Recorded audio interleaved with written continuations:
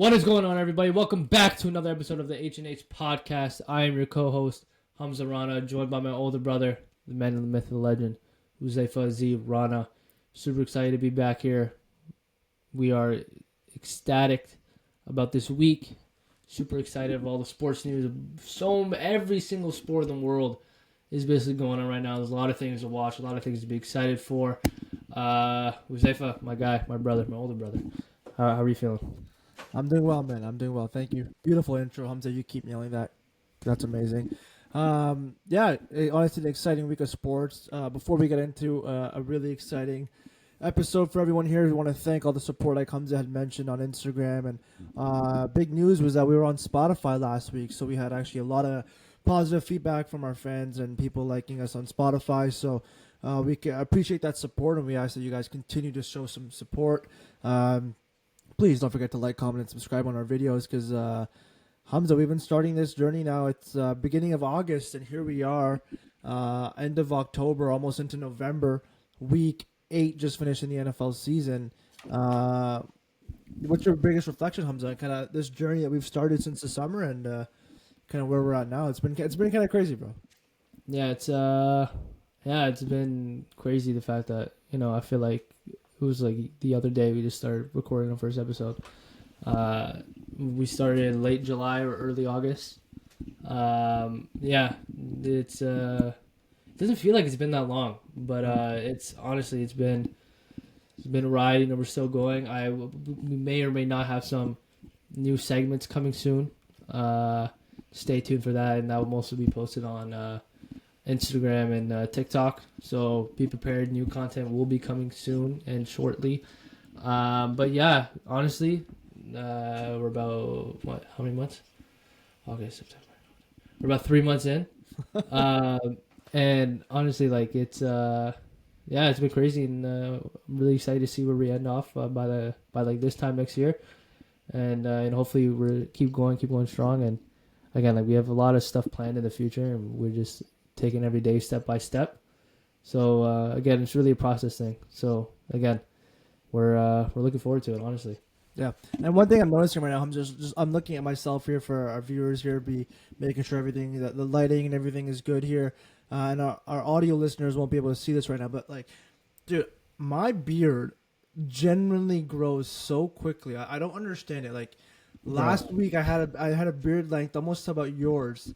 Maybe a little bit more, and then now it looks like I have a full grow. Like it's unbelievable. One of what's crazy is actually I have to shave my neck every day.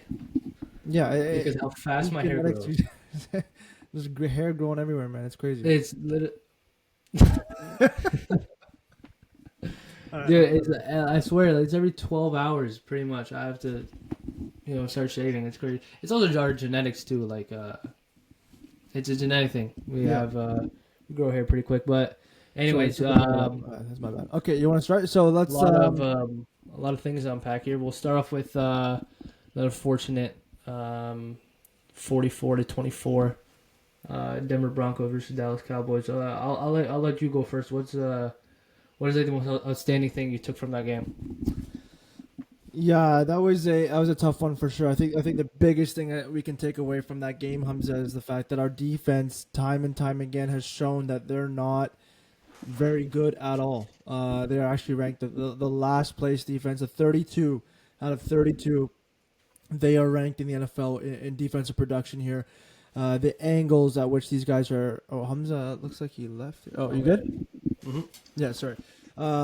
Just the angles at which these players are making tackles is unacceptable. The pursuit, there's no attitude, there's no nothing, and the game started off with a pick, and you're like, oh my gosh, like this is exciting for us. And we obviously, our offense, although it's the number one offense in the NFL right now, they did not have a good game last week, and it was evident right from the first drive when we're on the 1 yard line and we could not punch in a touchdown, and a lot of that obviously is pre-snap penalties and all that, but.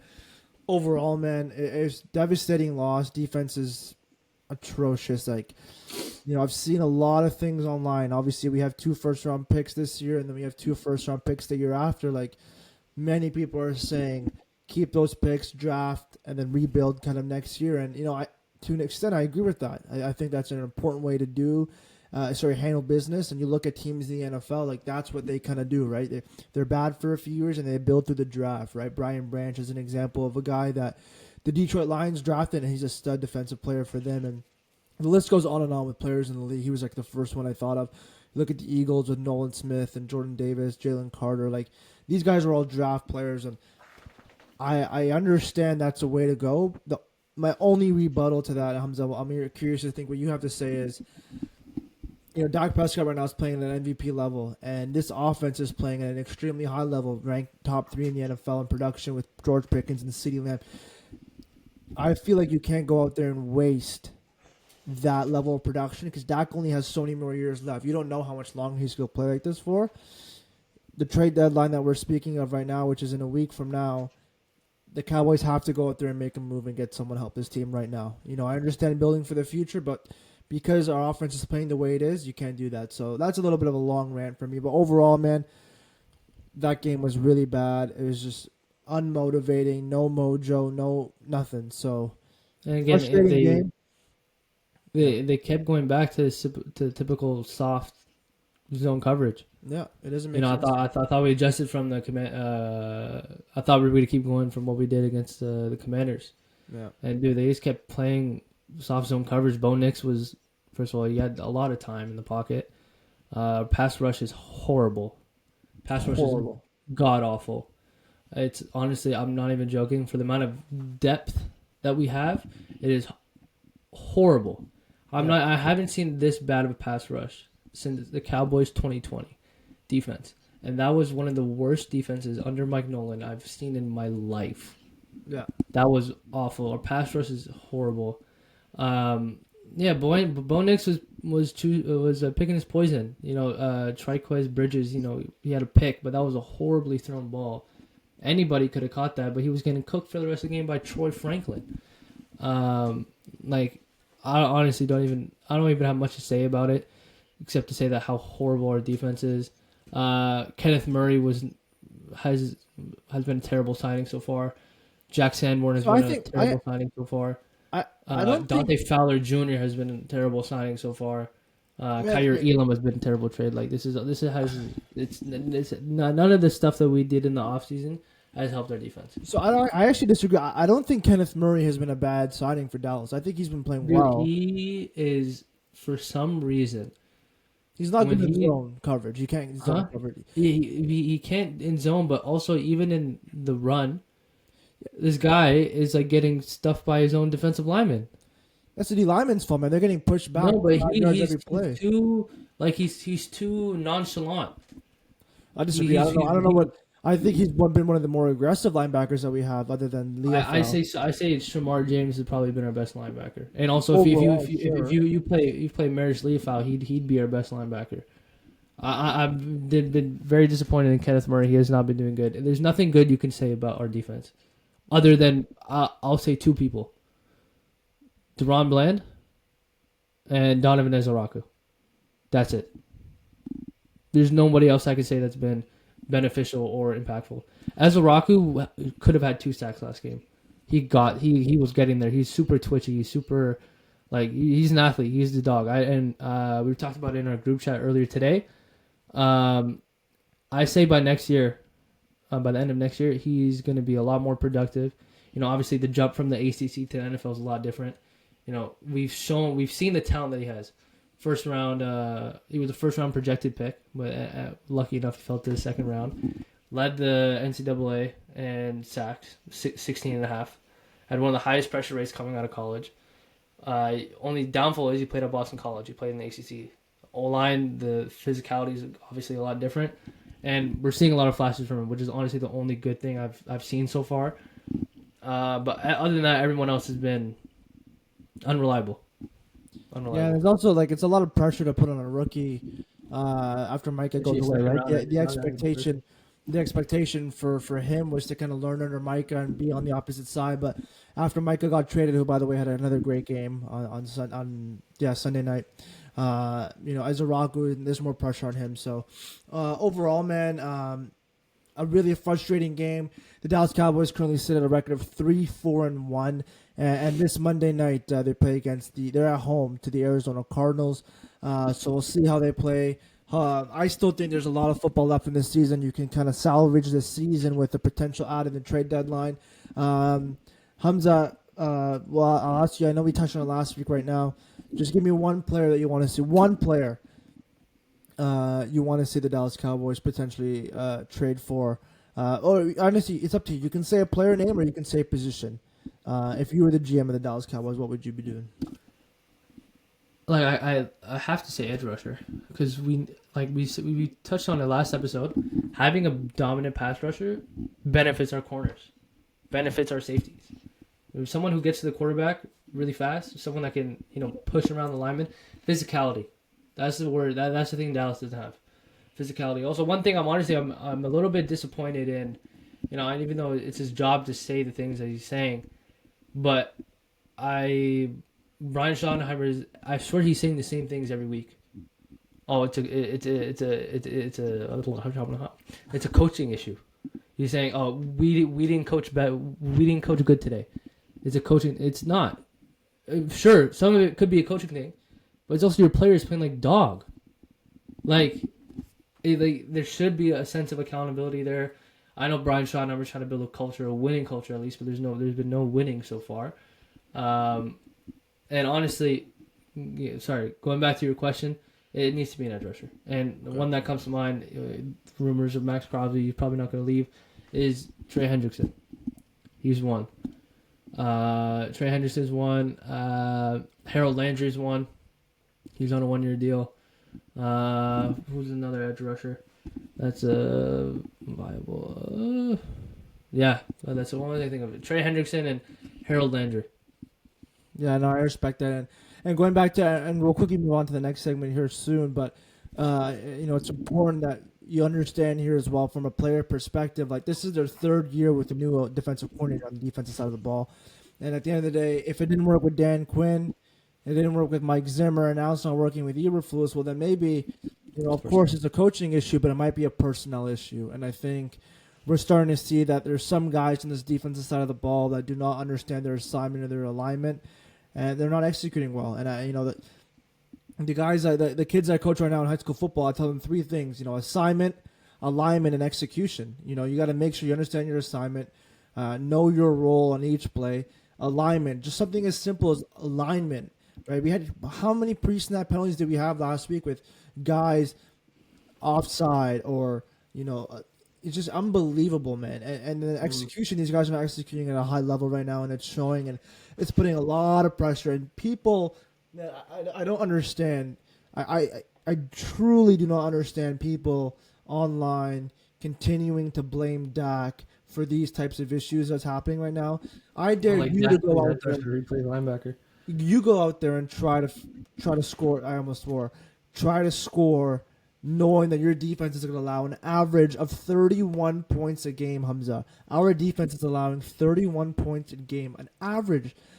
Like, no quarterback in any right mind should be able to should have to go into every game scoring 37 points to win.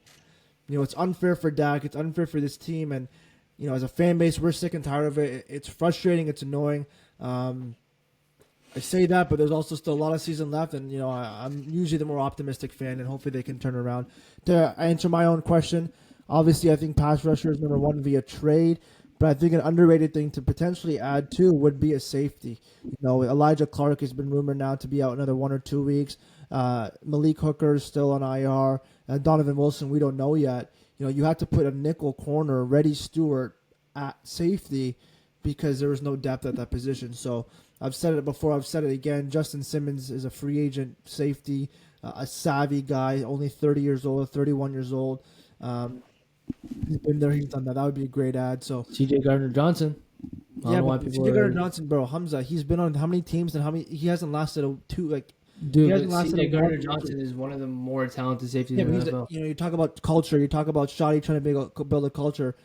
That's the kind of guy you do not want, right? And we have some of the those Houston Texans traded for him, and they let him go this year. You don't give away assets. You don't give away. Yeah, but I also think you can bring him into a culture like Dallas where you can change him. No, that's just not. No. Like, what do you mean, dude? Okay. That's a topic of conversation for another day. But Okay, going on to the next topic here, Hamza. So that was Cowboys recap, and before we finish, we'll obviously preview the Cowboys and the Arizona Cardinals on Monday Night Football, Hamza. But Hamza, we are somehow at the midway point of the regular season. Can you believe that? Like, it's nuts. It's actually unbelievable. Like I have the NFL fantasy app. You scroll down, it says week 9. It's like what? You want to know what's crazy? This is off topic here, but I started my fantasy league in one of my leagues 4-1, of 4-4. Okay.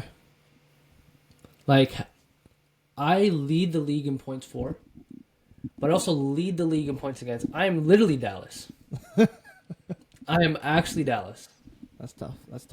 And so the reason why I bring up the fact that we're halfway through the regular season is our first episode or second episode we did we did a rookie projection for offensive rookie of the year and defensive rookie.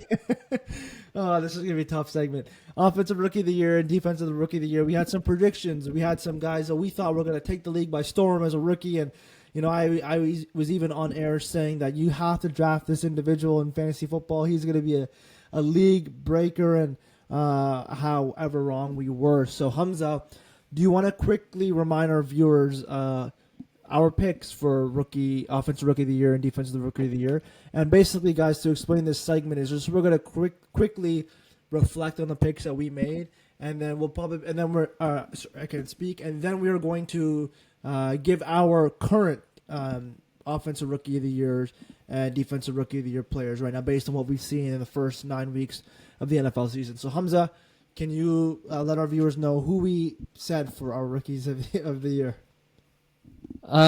So my rookie of the year pick for offense. This was a guy I was super high on in the draft. Someone who I thought he's going to be the best receiver in this draft. And it's still very early, and I still think he can be. Someone who actually wanted Dallas to draft. I picked the rookie wide receiver for the Green Bay Packers, Matthew Golden.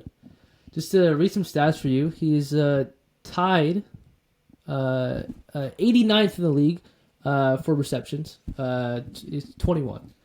He is 77th in yards with 253.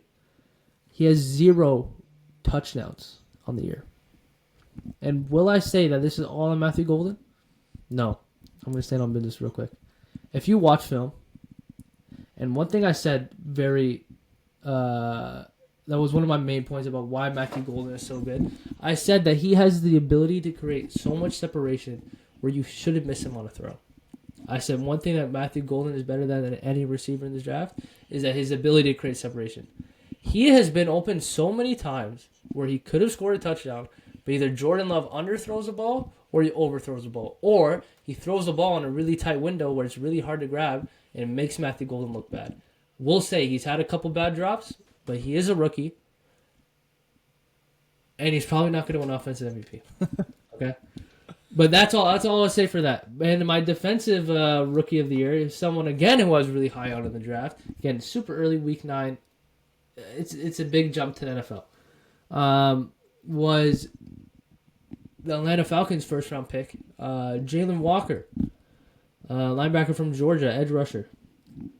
Right now, he is. It doesn't even say he just has 8 solo tackles. He has 1 sack, 0 forced fumbles. It's more sacks than Dante Fowler. I think they have the same. Okay. But yeah, that was my defensive rookie of the year. I said briefly that he was super dominant, someone who's quick off the line, someone who's a hybrid backer. He plays a linebacker and edge rusher. Majority of the snaps we've seen from him so far has been on the edge. But one thing Atlanta does, they shift a lot. They rotate a lot of their edge rushers. They have a pretty deep edge rushing crew. But yeah, so Jalen Walker clearly is not going to be winning defensive rookie of the year. Do I think he will have a bounce back year? Absolutely, I will, and I'm something I'm going to stand on because for a guy his talent, there's no way you should be producing the things that he's doing. But yeah, so I was horribly wrong in my Rookie of the Year predictions. Yeah, you can go ahead.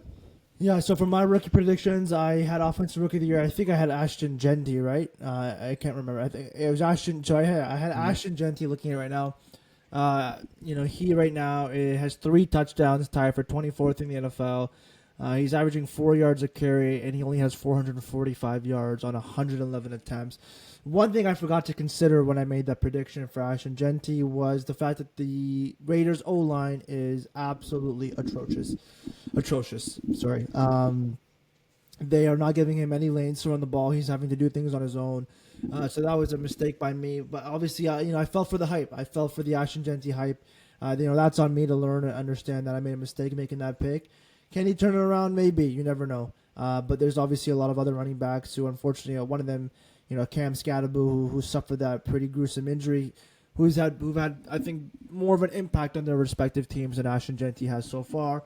We'll see how it goes, obviously, moving forward. But that was my offensive rookie of the year. My defensive rookie of the year, Hamza, I don't think I did too bad. I said Abdul Carter for the New York Giants. I would argue that he has been a pretty consistent defensive player for the New York Giants on that front four, creating that pressure along with Brian Burns and all those guys on the defensive line for the New York Giants. So Abdul Carter, I think I did out of all 4 picks, I can maybe say that was probably the closest one we've had to kind of nailing that. But as we reflect on our past, Hamza, why don't you give our viewers your current, based on what we've seen in the first 9 weeks, your current offensive rookie of the year and your current defensive rookie of the year as we stand here today heading into week 9 of the NFL season? So on the offensive side of the field, everybody knows him. Again, someone who I did not think would work out that well in Tampa, just solely off the fact that how stacked their wide receiver core is, and I also forgot that Chris Godwin was going to miss a X amount of games. But Emeka Egbuka, wide receiver from Ohio State, he has been balling out, and he can do everything. He's good at creating separation, really good off the line. I really like his ability to release. His releases off the line are really good. Really good intermediate route runner. Really good intermediate run after catch player. Emeka Egbuka is a bit of everything, and him and Baker Mayfield are kind of tearing it up. He's had a little bit of slower weeks so far, but eventually he'll pick it up. And another one I would quickly say is another Ohio State guy, but this time it's a running back, Quinshon Judkins, the rookie of Ohio State. Oh my God, I just said that. Drafted to Cleveland in the second round, the 38th pick or 36th pick. That's a guy who's also been taking over that Cleveland offense. I think he's honestly one of the heart and souls of that Cleveland offense. That's kind of all they have. He went down with a shoulder injury recently, but Quinshon Judkins is another guy who's been playing really well, really good in between the guards and the tackles. He's a physical runner, has some speed to him too. He's a bit of everything, and that's what I have so far. Quinshon Judkins and Emeka Egbuka, the Ohio State boys. What about on defense instead of ball? You're gonna stick with Abdul Carter. I think that's probably the easiest pick. I think Abdul Carter at this moment is good. I think just based off the way he can create pressure, he has a really high pressure rate at the moment. Production, isn't always there. Doesn't have. I think he has 1 sack, but I think that doesn't show from what we see from the film. Abdul Carter is one. Another one potentially is Donovan Ezeiruaku.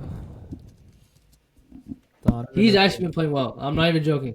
If you want to put the stats, you know what? I'm going to put that up right now. Without making it too long. I'm just going to do something super quickly. No worries. As you pull up those stats, I'll give my current offensive rookies of the year as we stand here today. Hamza, I think you kind of nailed them both really well. Emeka Egbuka and also you mentioned Quinshon Judkins. An underrated player that I think would add to that list potentially. Obviously, this position group doesn't get the recognition that they maybe deserve. However, it was National Tight Ends Day on Sunday. I think Tyler Warren for the Indianapolis Colts has been a big part of that offense's success this year. I have him in 2 of my fantasy leagues on Sleeper, and I've said this to some buddies of mine. It's probably the best feeling in the world. They usually play at 1 o'clock, so at 1:07 every Sunday I get a notification Daniel Jones completes a 28-yard pass to Tyler Warren. You fast forward 30, 40 minutes after that, I get a notification. Daniel Jones, touchdown pass to Tyler Warren. So he's been super consistent for the Indianapolis Colts. And, hey, this is another example of a rookie tight end kind of taking the league by storm. And so Tyler Warren would be my sleeper offensive rookie of the year. Obviously, we have Judkins. And, it's unfortunate the injury that Cam Scatterbo and Cam Scatterbo had. And the chemistry that him and Jackson Dart had generated, is giving some life into that organization and some juice to watching New York Giants games, not like I do, but just in general. So that would be my offensive rookies of the years for now. And yeah, you got it. I have the stats right here, and this is before this past week. This is the stats I had before last week. But I'm not going to say the names. You just let me know who's better, just based off stats. And again, I'm a big believer in saying stats don't mean everything. I'm a big believer in saying that if you watch the film, you'll see for yourself. But anyways, I'm going to go. Both of these players have 16 tackles. One of them has 3 tackles for loss, while the other has 1 tackle for loss. One of them has 0.5 sacks, the other one has 1 sack. One of them has 220 pressure snaps, while the other one has 129. Other one has 27 pressures, while the other one has 14. According to my calculations, I was never really the biggest math guy. If a guy who has played that much less, I think if that makes sense, guy who hasn't played as much as the other guy, who has about 13 less pressures, but obviously you're going to have less pressures the less you play, but has more sacks, more tackles for loss, and from this week, I think the pressure rate is probably going to go up. Right now, as we speak, statistically, Donovan Ezeiruaku has played a better season than Abdul Carter. And why are not people giving some credit to Ezeiruaku? Because the Dallas defense sucks. They're so bad that they don't even want to pay attention to anyone on the field. And like I said in the beginning of the podcast, Ezeiruaku has been the only shine on this team. And like I said before, stats don't mean everything. When you watch the film, you see Ezeiruaku and the way his ability to create pressure. Every time he's this close to the quarterback. He was so close to tackling Bo Nix before. I don't know if it was Sutton or Franklin. He had that crazy grab over the receiver. Or no, it was Pat Bryant. He had that touchdown in the end zone. Ezeiruaku, he's there. I think he will be a candidate by the end of the season. It's just unfortunate the Dallas defense sucks, and they're not giving him the credit that he deserves. And I think the more you play Ezeiruaku, I think probably, mathematically, the more production you're going to get. So, you know what I'll say, Hamza, is that, we've been doing this for a few months right now. That was probably your best segment, your best point all year. I'm really proud of you. That was great. You kind of had me on the edge of my seat. I was waiting to see who the two players were, and like you said, stats don't tell it all. But that was a great segment, Hamza. I'm super proud of you. That was great. Good job. Okay, so moving on, Hamza, to our next segment, and this has been a big ask for a lot of our viewers now, Hamza. And obviously, we know that the MLB is still on deck. I still have it. No, I know. I'm getting there. The MLB is coming up. The NHL is obviously, there in the NBA. But before we get on to all that, Hamza, do you want to take it away for your next segment here? It's everyone's favorite segment. The Brown Mel Kiper. Hamza Rana. I will be doing another college football player outlook. And I will say last time, I was talking about Carnell Tate. Not my greatest segment. And I'm here to improve. At the end of the day, you get better every week. You improve every week. You keep growing. It's part of being mature. You keep learning, you keep growing. This time, ladies and gentlemen, I will be talking about the safety from USC. Number 7, Kamari Ramsey, Jalen Ramsey's brother. I'm joking. They're not related. Kamari Ramsey, safety out of USC. Junior. He's in his junior year. 6 foot, 205 pounds. And this is a quick and hybrid safety. When you watch the film on a guy like Kamari Ramsey, he is all over the field. And this is a guy who's a really good open field tackler. And it's something really reliable to have on a team. Is a safety who's able to run down the field and make that open field tackle so the running back doesn't break for losses. He's really good at tackling down and covering down the flats. you could play him at a nickel position, especially in a cover 3 defense where teams run a lot of nickel sets. Having a safety where you have your one high safety in the back and obviously the 2 corners, having the guy to play that nickel cornerback position as well. He's really good at that. He's good in tight zone coverages. What that means when the safeties are pretty close to each other. He's really good at moving back side to side. Really good at picking off the other side of the field. He's good zone corner. He's a good hybrid. Not zone corner. He's a good zone safety, hybrid safety. And this guy hits hard. If you search up Kamari Ramsey highlights, you will see the first play demolishes this one dude and is a crazy hit. He's a really good tackler. Really good at tackling. He reminds me just a bit in terms of tackling and the way he's able to move like Donovan Wilson, but has much better coverage skills. Really good down the field. This is a hybrid safety that you can play honestly anywhere on the field. Wouldn't be surprised if he gets even moved to like strong safety or free safety. You can play him both. You can maybe even play corner or nickel corner. But yeah, this is a guy who can do basically anything. Right now, as we speak, he's projected to go in the 2nd round. And right now, for the safety class that it's ahead of us, honestly, Caleb Downs obviously is the best safety in this class. I think number 2 is Kamari Ramsey. Kamari Ramsey or maybe Dylan. Oh my God, how am I forgetting his name?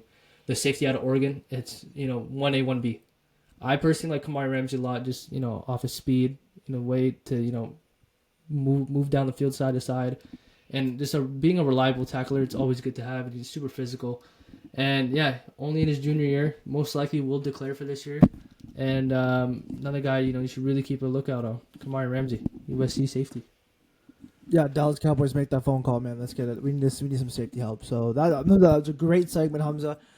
Before we move on, Hamza, to our World Sports segment where we talk about the World Series a little bit and obviously the NHL and some NBA.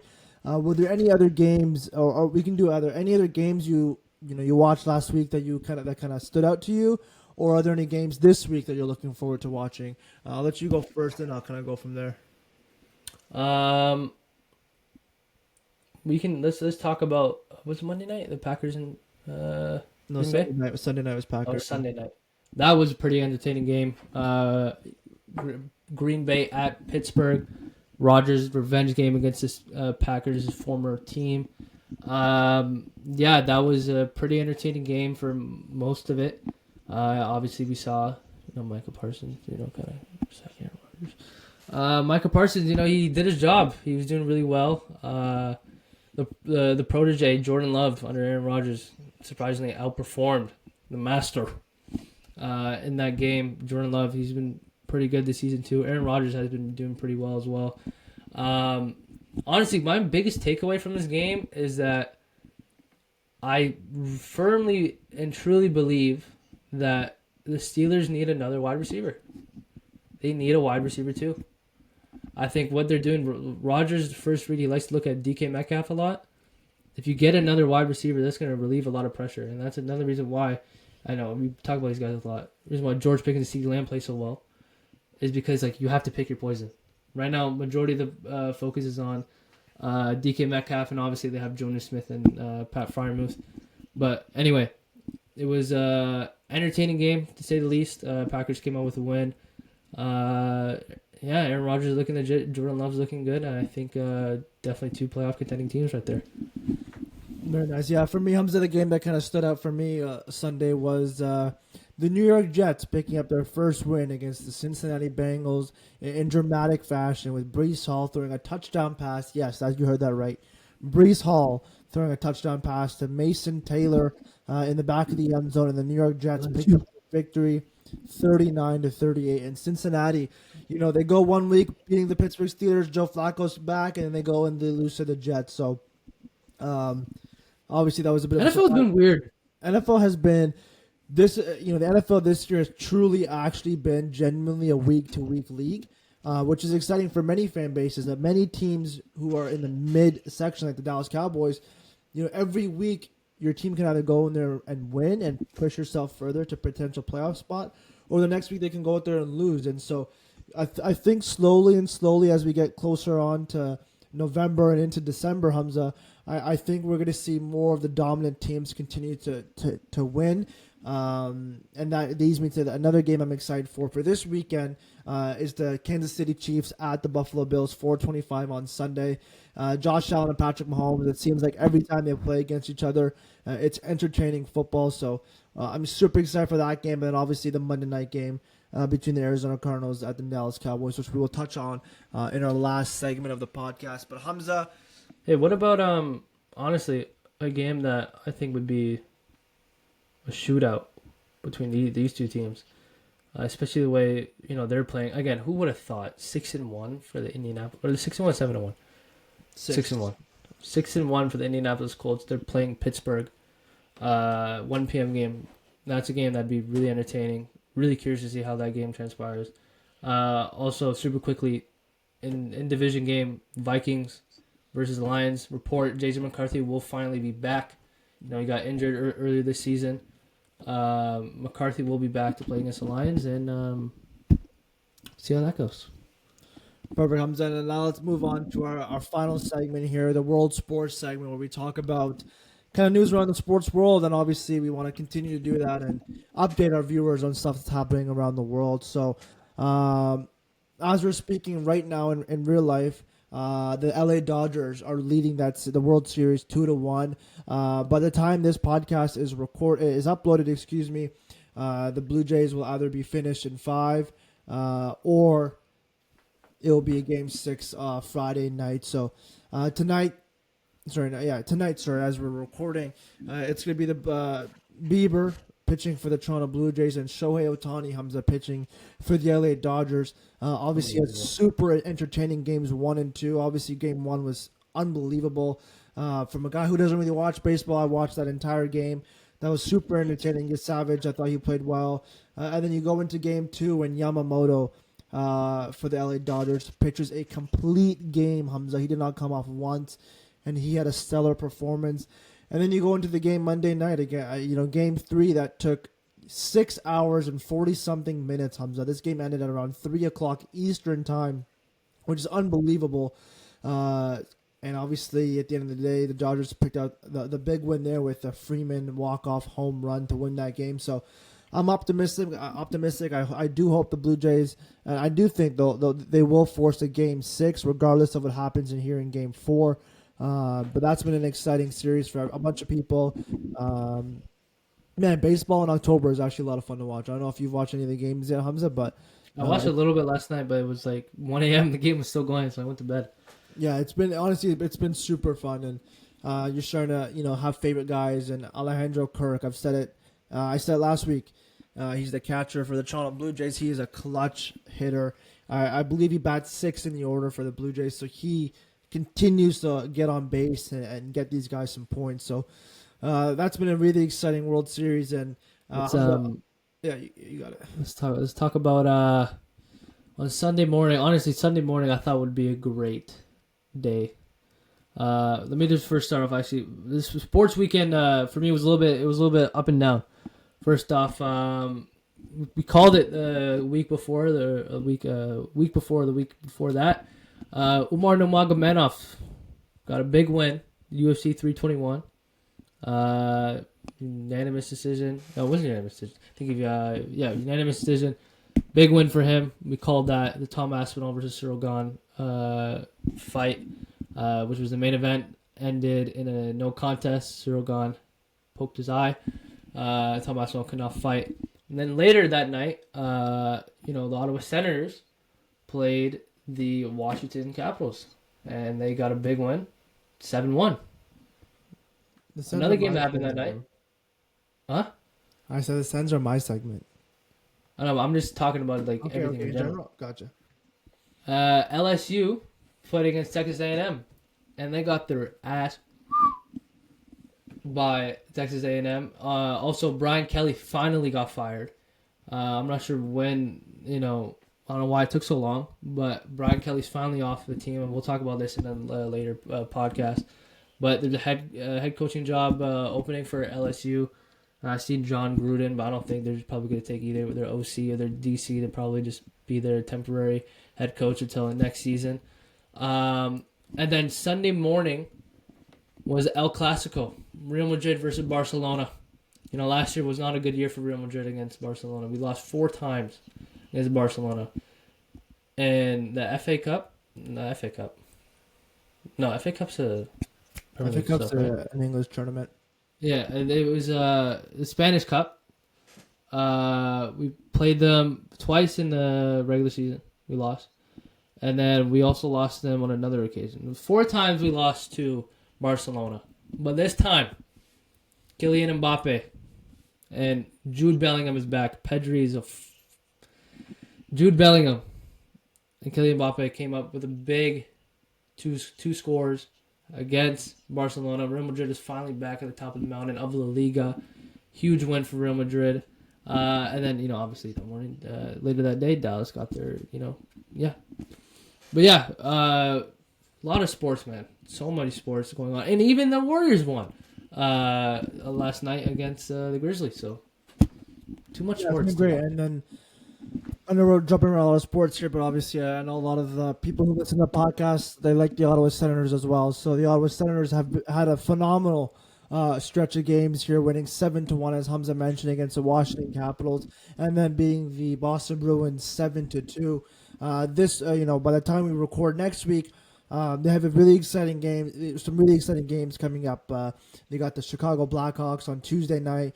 Then they're at home against the Calgary Flames, and then they're at home against the red-hot Montreal Canadiens on Saturday night, which will be obviously a great atmosphere in that arena. I hope I get to go to that game. That'd be awesome. And then the next week, they're up against the Boston Bruins again. So it's going to be, exciting stretch here for the Ottawa Senators. I think they're finally starting to get their footing. Nick Cousins called up to the first line. Was not called up, but promoted to the first line with Tim Stützle and Drake Batherson. He has 2 goals in as many games. Drake Batherson's been red hot. He has 4 goals in his last couple games. And Tim Stützle, with the new tape job, finds the back of the net as well. So the Ottawa Senators are red hot right now as they improve to 5-4-1. And we'll see how they do next week. And around the NHL as well, the New Jersey Devils are continuing to stay hot right now. They're on fire. The Utah Mammoth, Hamza. Would you imagine that? The Utah Mammoth. I still don't like that. I hate that. One of the hottest teams in the NHL. So I think the Sens are back. Welcome back to the bandwagon to everyone who's been kind of on and off. And, it's just they haven't even played 15 games yet. So as fans, we should try to be calm and understand that it's a long road. And when Brady Tkachuk comes back, in a little bit from now, we'll be hopefully in a really good position for the playoffs. But Hamza, that does it for our sports segment. Before we end off this podcast, let's quickly preview our Dallas Cowboys against the Arizona Cardinals. I will start it off this week. I'm excited for the opportunity for the Dallas Cowboys to respond.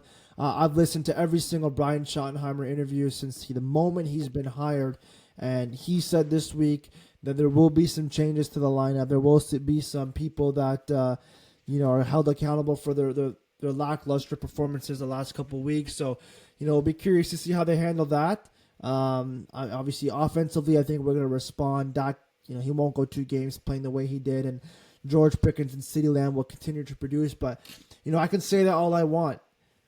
But if our defense continues to allow 30-plus points, we will not be a successful football team. And I hate to say it, but it's the Kyler Murray curse. He's 9-0 at AT&T. He's never lost to the Dallas Cowboys. So, you take that into consideration. It might be a tough one for the Dallas Cowboys. I do think they respond. I do think they head into the bye week with a big win against the Arizona Cardinals. And then, Hamza, just 2 days after that game, you have the trade deadline. So it'll be really interesting to see how the Dallas Cowboys handle the trade deadline. Will they make a move? We shall see. But yeah, that's kind of my preview for the game. Hamza, what about you? Yeah, it's going to be an interesting one for sure. I think, unfortunately, Kyler Murray always has his way with us. Kyler Murray, for some reason, always has his way with us. Also, I think that, from watching the games earlier, Dallas does not do good against running quarterbacks, and we know Kyler Murray, we know the way he runs. Super quick, fast runner. Hopefully we can be able to contain that and not just, fully get baited on our RPO. We can finally contain the edges and contain the outside. But yeah, Kyler Murray usually always has a way with us. This is an odd game. It feels like another trap game for us. Because, yeah, it's weird because this is a game. If we win this game and then we also win, then we have a bye week, and then it's minimum. Hopefully, 100% 2 wins. As a hopeful, like it's most likely we would win against Arizona and Vegas. And the way Dallas stands right now in the seeding, those wins will help us a lot, and those would be huge. Because after that week we play Philly. After the week after that we play against KC. After the week after that we play against Detroit. So it's Dallas needs to build some momentum, and I really, really hope, and I can hope as much as I want, but I don't think it will happen. Some big time defensive changes, and like you mentioned before, the trade deadline will be happening 2 days after the game. So hopefully something happens, and I don't think Trayvon Diggs will be a Cowboy for that. Yeah, that'll be a conversation for next week, Hamza. And I apologize for our viewers. We forgot to do it last week as well, but Hamza, the Thursday night game, obviously this week, is Baltimore at Miami. Lamar Jackson looks like he might be back from injury. What is your prediction for that game, Hamza? BTA. Okay, that's Baltimore Ravens. Okay. Will run over this Miami team. Actually, you know what? No, because Baltimore Ravens defense sucks. I think Lamar Jackson can have a good comeback game. It's going to be a good game for him. Jalen Waddle has been playing well. Devon Achane has been playing well. Tua actually had a pretty good game last week. Same team that beat the Falcons. And the Falcons beat the Bills. NFL doesn't make any sense. But, yeah, I think I'm going to go with the Ravens here.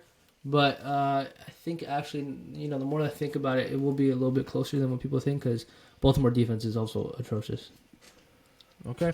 I have the Baltimore Ravens picking up that win there. I think they're going to start to make a comeback in that division and make a push. So, obviously, exciting sports. We appreciate everyone sticking around this late. We really do appreciate that, listening to our podcast. Hamza, as you always do so well, take it home for us, bro. Thank you guys so much for watching this amazing. Why did I do this? This amazing episode. For all Spotify listeners, thank you guys so much for listening. We appreciate the support. Please, again, go follow us on Instagram and TikTok at the HnH Podcast. Go subscribe to YouTube at the HnH Podcast. Leave a thumbs up. Make a comment. Ask the questions on any comment. Ask the questions, and we'll be replying to whatever random sports-related questions, obviously. And stay tuned because some new segments may be on the way. For Instagram and TikTok, and Jose has one more thing to say. Also, we are stuck, guys, at 71 subscribers on YouTube. Let's push that to 80. Let's get to 100, guys. We know many of you guys watch the podcast but do not subscribe, so we know more than 100 people. We do. People that really know us. People that really are friends. People that we actually associate with. It's crazy. How have you not subscribed to us? Our Instagram has gone up a lot. People are really showing love on Instagram. We almost have 200 followers on Instagram. But, guys, help us out on YouTube. Please hit that subscribe button. We really appreciate it. We got the 2 Rana brothers doing this every single week for you guys. We appreciate you guys' support. Hamza, any final words? I know you already closed it up, but do it one more time. Actually don't. Go Cowboys. Yeah, go Dallas. We appreciate you guys watching us. We appreciate you guys. Bye.